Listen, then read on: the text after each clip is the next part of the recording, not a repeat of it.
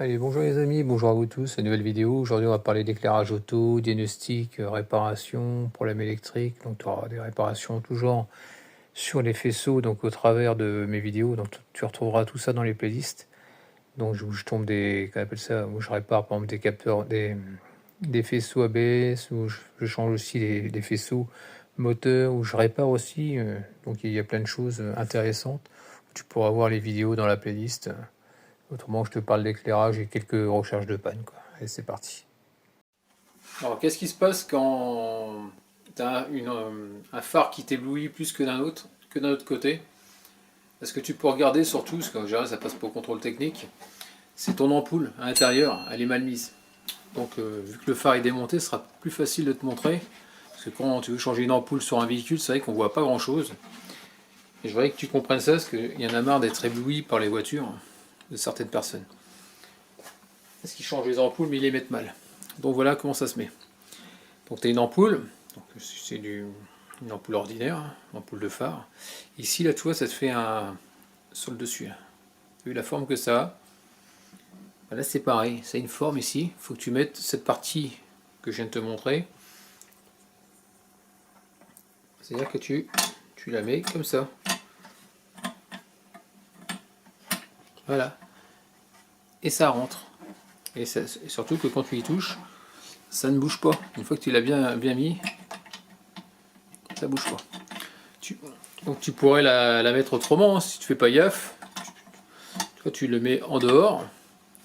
Ça va pas t'empêcher, si tu le mets en dehors, toi, ça va pas t'empêcher, si tu veux, de fixer ton ampoule.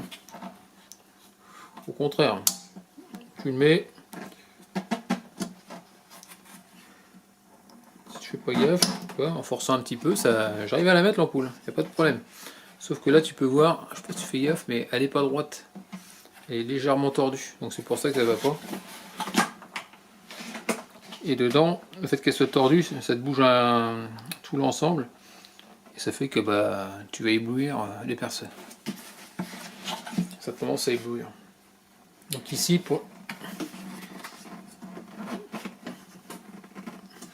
Là. Donc tu fais attention à ce petit décroché. Quoi. Des deux côtés, hein, c'est comme ça. Donc là tu le mets en bas. Et quand tu l'enfonces, c'est simple. Tu fais sentir qu'il est bien dedans. Il va bien s'enfoncer bien au fond. Et tu peux tourner, il bouge pas. Donc si tu sais pas, si tu vois pas, moi c'est comme ça que je fais, je prends une photo, je mets l'appareil photo à la verticale, je mets le flash, et après je regarde où il se trouve pour mieux voir. Et après en général j'arrive à mettre l'ampoule correctement. Bon, voilà ce que je vais te montrer au niveau du phare. Donc là je vais te simuler comme si j'avais une panne de feu.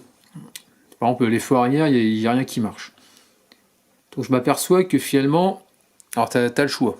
Ouais, tu as le choix, tu as plusieurs types de pannes. C'est-à-dire que les deux feux, ils ne s'allument pas. Donc en général, le premier truc que tu regardes, c'est tes fusibles. Ou alors, donc là, c'est pas pareil, mais si j'avais un haillon, j'aurais pu regarder directement au niveau du câble qui passe dans la partie tout en haut. C'est-à-dire que j'aurais joué avec le faisceau. Si je vois que ça s'allume, je dis ah, j'ai un problème de faisceau. Donc tu contrôles les fusibles, tu contrôles ça. Mais si tu as par exemple que le feu gauche qui s'allume, ça veut dire que tes fusibles ils sont bons, sinon les deux ne marcheraient pas. Donc maintenant, tu as changé ton ampoule, tu as regardé par exemple ton ampoule était bonne, elle était morte, tu l'as changée, et c'est toujours pareil. C'est peut-être la nouvelle ampoule qui a peut-être un problème, j'ai déjà eu le cas. Je viens remis une autre et elle était morte. J'ai permuté avec celle qui marchait. Si ça marche, bon, c'est que le problème il est vite résolu. Ou alors, c'est tout simplement la petite lamelle qui est derrière, qui touche ton ampoule, qui est légèrement trop écartée. Donc tu essuies de la resserrer un peu, tu remets ton ampoule, et normalement c'est censé marcher. Admettons, ça ne marche pas. Donc moi ce que je vais faire, c'est que je vais regarder si j'ai du jus qui arrive sur mon feu. Donc je vais te montrer comment je m'y prends, que ce soit n'importe quoi, hein, un phare, quel organe électrique de ta voiture. Quoi. Donc voilà, donc là j'ai enlevé le cache, je débranche simplement mon feu. Hein. Donc là je vais mettre le commutateur sur marche. Donc là, ce que je vais faire, c'est que je vais me mettre sur... je suis sur 12 volts, sur 20 volts. Pardon, 20 volts, voilà. Donc on va contrôler s'il y a du 12 volts qui arrive, tout simplement. Donc là, je vais le poser là. Je vais prendre ma prise. Alors ici, tu vois, il y a plusieurs fils, on ne sait pas c'est lequel. De toute façon, il y a forcément une alimentation dedans. Donc là, c'est noir, noir, bleu, jaune, noir, noir, noir, noir. Bon, je pense que moi, le bleu avec du rouge, parce que le rouge en général, c'est du positif en général. Donc je vais essayer. Donc là, on va toucher sur la prise le rouge, hein, et là-dessus le noir. Ah, t'as vu, j'avais du 11. Attends.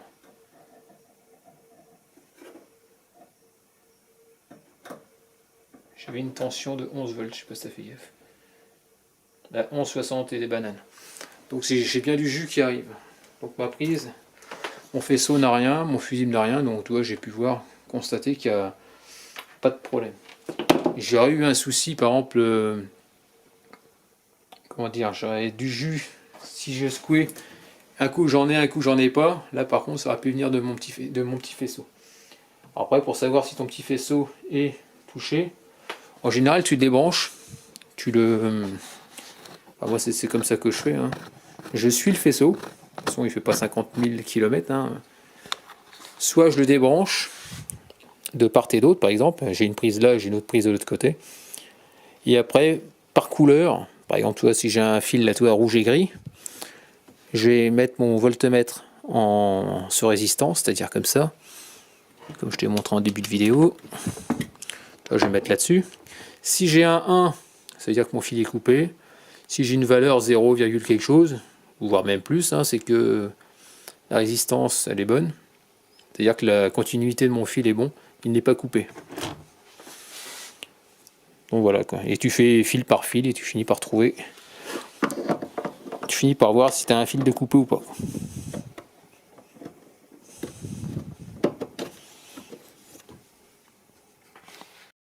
Là maintenant je vais te parler de panne de feu stop. Ouais tiens, feu stop, pourquoi pas. T'as tes feux stop qui s'allument pas.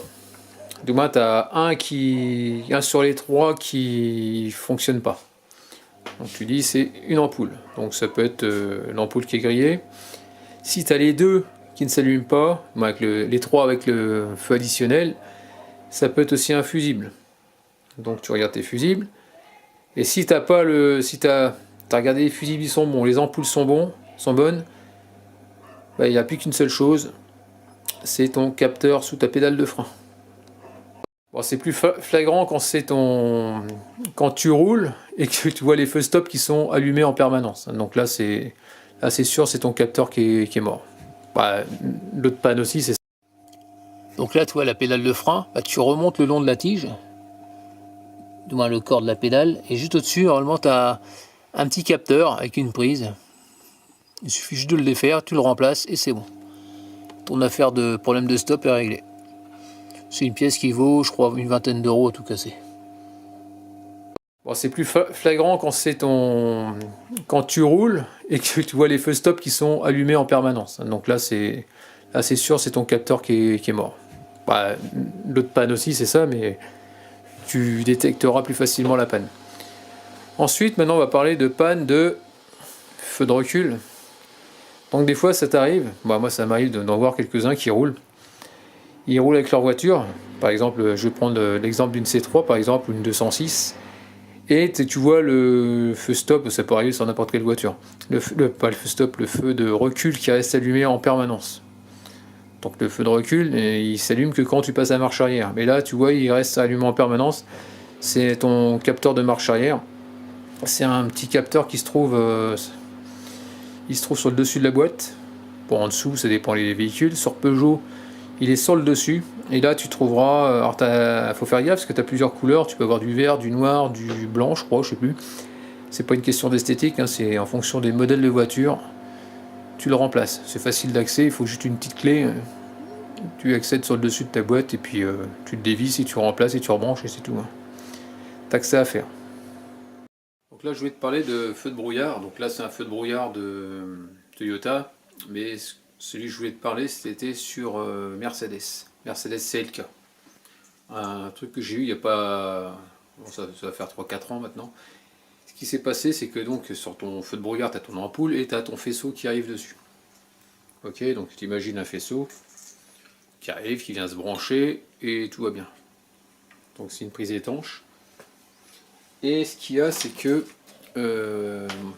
mon ami il me disait tiens, j'ai un souci, c'est que il marche plus. Je dis bah tu changes juste l'ampoule et puis c'est tout. Je change l'ampoule et il s'avérait que ça ne marchait pas. Quand j'ai débranché, donc tu n'as pas beaucoup de marge, et tu regardes dedans. Et j'ai vu que tout était vert de gris, tout était oxydé. Donc je me suis dit bon bah c'est mort, mais il faudrait que je puisse... comment je vais nettoyer ça. Donc j'avais réussi à enlever cette partie-là, et j'ai dû couper carrément. J'ai dû carrément couper le câble. Donc tu imagines ton câble, il est... J'en prends un autre, un qui est complètement coupé.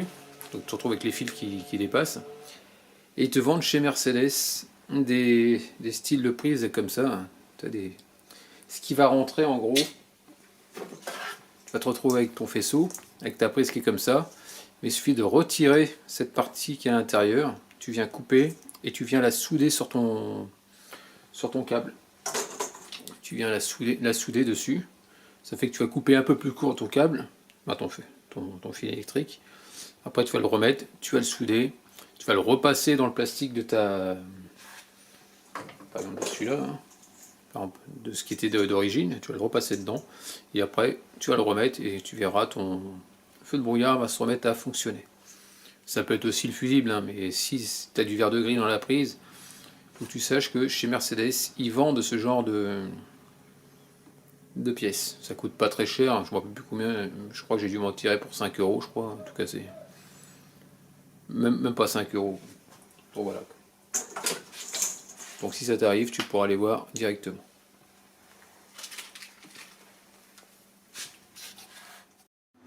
Quand tu mets, maintenant on va parler des clignotants, panne clignotant. Alors des fois tu vois le clignotant qui va se mettre, tu vas entendre clic clic clic clic clic clic clic clic, tu vas entendre le clic clic clic. Ça c'est signe d'une ampoule qui est grillée. Tu fais le tour de tes ampoules et logiquement ton relais il s'emballe parce que tu as une ampoule qui est grillée. C'est souvent le cas. Après ça peut être aussi ta centrale clignotante qui a un problème. Donc en général, tu commences déjà par regarder tu fais le tour des ampoules et après bah, si c'est pas ça, c'est sûrement ta centrale clignotante qui a un souci. Donc là maintenant on va parler de réparation de faisceaux électriques ou de problèmes électriques que tu pourras trouver sur n'importe quelle voiture, parce que ça c'est... Je dirais que c'est la bête noire, la bête qui est toujours embêtante, parce que tu as tellement de soucis que pour trouver c'est pas évident. Donc pour commencer, la première chose à faire, quand tu as un problème électrique, un truc qui marchait et qui ne marche plus, tu ne sais pas pourquoi, soit il y a eu un problème, c'est ton fusible qui a cassé, donc il faut savoir pourquoi il a cassé. Donc la première chose à regarder, c'est combien tu as de boîtes à fusibles sur ton véhicule. Donc sur la Mercedes, je vais en avoir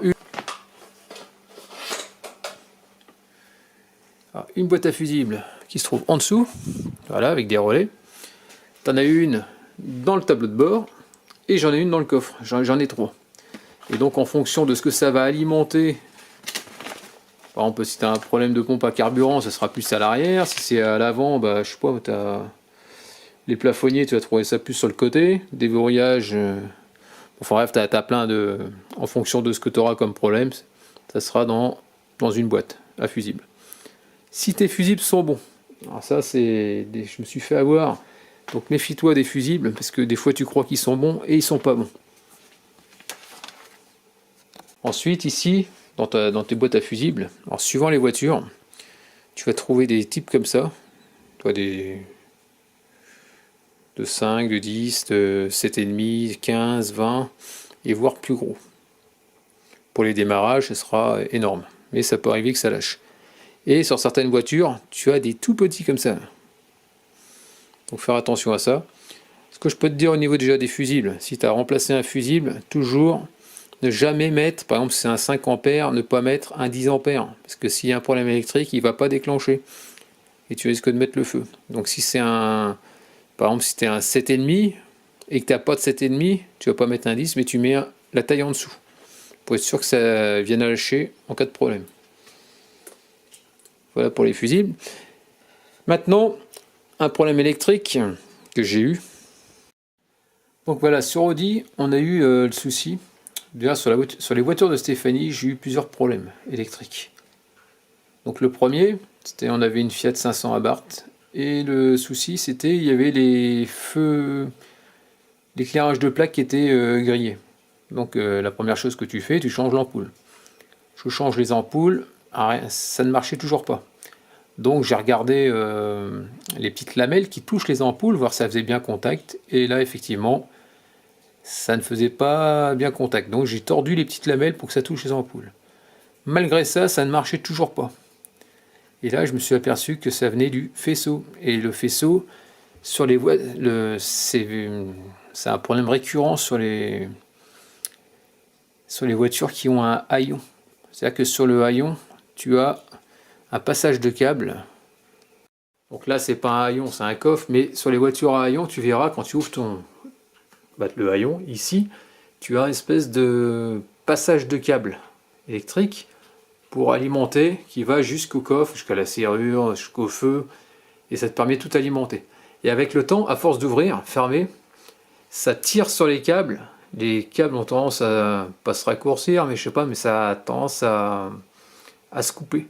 Donc il faut enlever le caoutchouc, il faut remonter, repérer qu'est-ce qui va pas. Après tu débranches ta batterie, tu débranches tout, et après il faut ressouder tout ce qui est câble, quoi. Et faire ça propre. Donc ça c'était pour la Fiat 500 Abarth, et on a eu le cas aussi sur l'Audi A3 où j'ai fait la Sportback, où j'ai fait une vidéo là-dessus. Donc voilà, Stéphanie me fait, j'ai un problème, ça me marque comme quoi ma porte est ouverte, alors que la porte était complètement fermée. Donc là j'en ai déduit que suite à ce problème là, c'était un problème électrique. Donc c'était très simple, très simple. J'ai enlevé le caoutchouc là ici. Donc ce que j'ai fait déjà, j'ai enlevé le panneau de porte. Tu verras ma vidéo où je retire le panneau de porte. Et ensuite je défais la prise entre le tableau de bord et la porte, pour essayer de voir un peu mieux l'état des fils. Et je m'aperçois que j'ai un fil qui est complètement coupé. Qui est coupé, il y a plein de fils de plusieurs couleurs.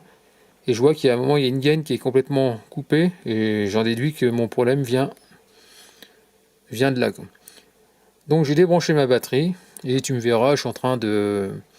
la vidéo s'appelle réparation faisceau électrique, où je ressoude et après je remets du Chatterton bien propre, et puis le problème a été vite résolu. Donc tu vois, ça peut être le diagnostic. Si tu as des faux contacts, tu peux déjà regarder au niveau des passages de porte et passage de coffre. En général, quand ça passe pas, c'est que tu n'as vraiment plus rien du tout qui s'allume. En premier, c'est le faisceau. En premier, c'est les fusibles. Si les fusibles, c'est pas bon, tu t'amuses à secouer un peu le faisceau. Et si tu vois que là, ça marche, c'est que ton problème vient du faisceau. Et après, tu fais la recherche. Donc voilà, quand je fais une réparation de faisceau, donc là j'utilise un fer à souder, un truc basique avec un peu d'étain, et je prends alors moi j'ai pas de thermo rétractable, l'idéal c'est ça, c'est d'en mettre. Pour toi, moi j'utilise, j'utilise du noir, du Chatterton, il est bien propre, mais autrement quand je le fais, je débranche bien sûr la batterie. Est-ce que je voulais te dire aussi, comment dire, si tu as besoin de refaire un câble, ne jamais respecter justement la section de ton câble. Parce que si tu mets du câble beaucoup plus fin, forcément il va chauffer et puis tu risques de mettre le feu. Donc il faut respecter la bonne section. Le bon code couleur aussi, hein, c'est important, parce que si tu as un problème et que tu vois que c'est pas les bonnes couleurs, si par exemple je sais pas, à un moment tu veux contrôler que c'est censé être un plus, et puis finalement, tu as mis un fil noir à la place, donc tu crois que c'est un noir, et quand tu viens brancher, bah, tu peux tout faire péter, quoi. Donc c'est pas l'idéal. Donc respecte bien le code couleur, la section. Et là, toi, comme j'ai fait moi sur l'Audi, c'était juste un petit peu, quoi. Donc j'ai juste refait un petit coup d'étain par-dessus et après ça a été, quoi. Donc j'ai pas eu besoin de changer tout le cal. Parce que je sais qu'il y en a qui font du n'importe quoi au niveau des coloris. Et ça fait que ça m'a joué des tours quand j'étais chez moi dans un appartement. Et à chaque fois je faisais tout péter. Et l'autre il avait mis un fil comme ça, un neutre. Et ça fait que quand je branchais le neutre, c'était pas un neutre, c'était une phase. Bah forcément les fusibles lâchaient à chaque fois. Donc fais attention quand tu fais ton branchement. Bon voilà pour le faisceau électrique. Hein. Bon voilà, terminé pour cette petite vidéo, en espérant que ça t'ait plu. N'hésite pas à me laisser des commentaires avec des j'aime ou j'aime pas, comme d'habitude. Pense à t'abonner, actionne la cloche de notification si tu veux avoir d'autres vidéos de ma part. Je te dis à très bientôt. Ciao.